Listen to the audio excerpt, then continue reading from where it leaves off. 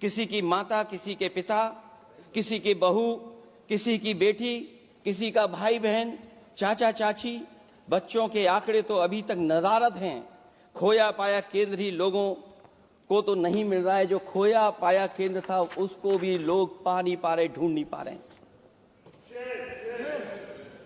अध्यक्ष महोदय, कुंभ कोई पहली बार नहीं हो रहा है। कुंभ का आयोजन सदियों से होता आया है। हमारे पौराणिक और हमारे इतिहास के दस्तावेज ये बताते हैं कि समय समय पे जो भी सरकारें रही होंगी, जिसका भी राज रहा होगा अध्यक्ष महोदय, उसने महाकुंभ या इस तरह के कुंभ का आयोजन किया है।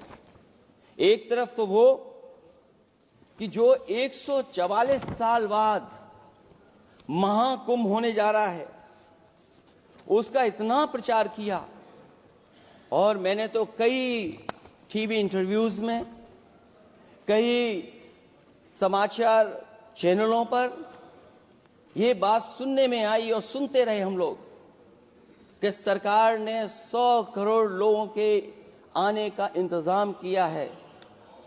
और अगर 100 करोड़, अध्यक्ष महोदय, अगर ये बात गलत है तो मैं रिजाइन आपको देना चाहता हूं।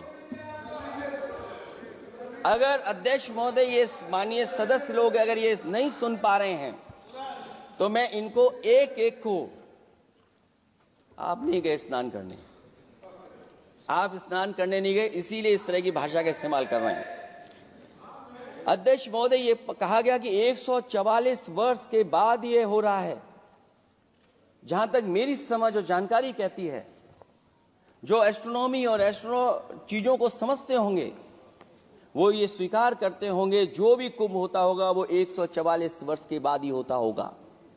लेकिन ये कहा गया कि नक्षत्र ऐसे हैं, तो मैं अध्यक्ष महोदय सरकार से कहना चाहता हूं कि सतयुग से लेकर के कलयुग तक ये सनातन परंपरा रही है कि संत महात्मा साधु समाज मुहूर्त के हिसाब से शाही स्नान करते हैं। उसमें नक्षत्रों के हिसाब से जो सहयोग बनता है वही शाही स्नान का मुहूर्त होता है।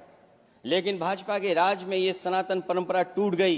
पहले सरकार ने संत समाज को शाही स्नान रद्द करने का आदेश दिया, जिससे अनादिकाल की सनातन परंपरा टूटी। और फिर जब देश भर ने ये बात उठी, देश भर में ये बात उठी, तो उन्होंने हादसे को छिपाकर फिर से आदेश दिया कि अखाड़े शाही स्नान करने जाएं।